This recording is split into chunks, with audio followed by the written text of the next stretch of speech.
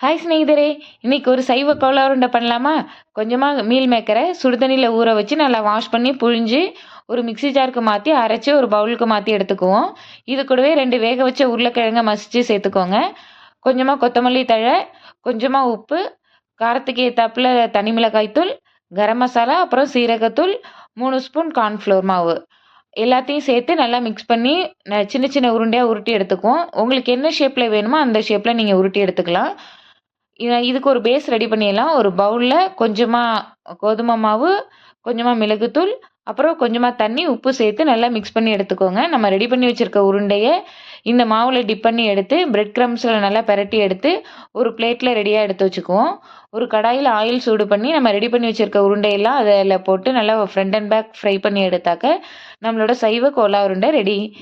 இது வெளியில சாஃப்ட்டாவும், உள்ள கிரிஸ்பியாவும் நல்ல டேஸ்ட்டா இருக்கு. நீங்களும் ட்ரை பண்ணி பாருங்க.